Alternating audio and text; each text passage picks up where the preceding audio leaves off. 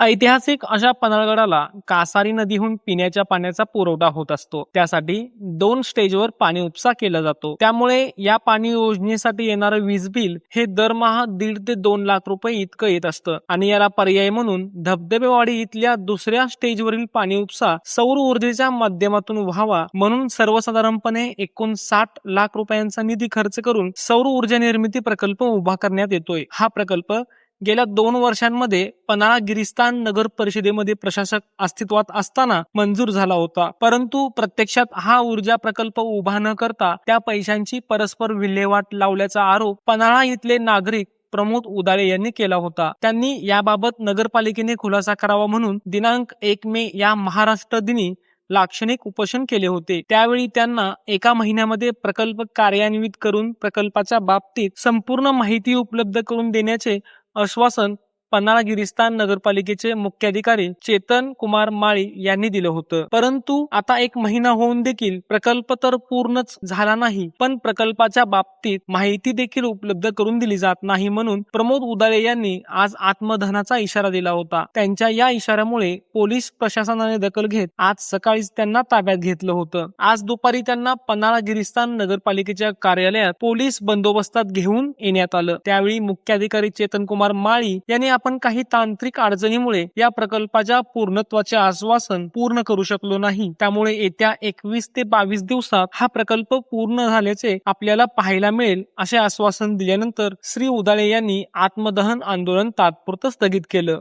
आजचं आंदोलन आम्ही तात्पुरत्या बेसवर आम्ही स्थगित केलेलं आहे। साहेबांनी आम्हाला 21 तारीख मुदत दिलेली आहे की 21 तारखेपर्यंत आम्ही ते कार्यान्वित करून तुम्हाला दाखवणार। त्या ह्याच्यावर आम्ही थांबले। जर 21 तारखे म्हणजे 21 ला आम्ही 25 दिवस देतो, 25 तर 26 तारखेला आम्ही परत इथे उभा असणार आहे आणि फक्त साहेबांनी आता लेखी द्यायचं आहे आम्हाला। आणि जर त्या वेळेला झालं नाही तर संबंधित अधिकाऱ्यांच्यावर किंवा संबंधित या लोकांच्यावर काय कारवाई होणार हे फक्त साहेबांनी लेखी द्यायचं आहे। या प्रकल्पाच्या पूर्ततेसाठी वीज वितरण कंपनीकडून काही परवाने घेणे अपुरे आहे। ते येत्या 4 ते 5 दिवसात पूर्ण करून सौर ऊर्जेच्या पॅनल बाबतीत ही मंजुरी घेऊन येत्या 21 दिवसांमध्ये हा प्रकल्प पूर्ण केला जाईल असं आश्वासन नगरपालिकेचे मुख्याधिकारी श्री माळी यांनी दिलं आहे। आता आपले जे पॅनल आहेत त्या पॅनलचे इन्स्पेक्शनला जर MSCB कडून सिग्नल मिळाला म्हणजे त्यांच्याकडून रिपोर्टला परमिशन मिळाली 5 दिवस, त्याला 3 ते 4 दिवस लागतात किंवा 5 दिवस लागतात, तिथून पुढे 15 दिवसाच्यात आम्ही काम पूर्ण करून घेऊ।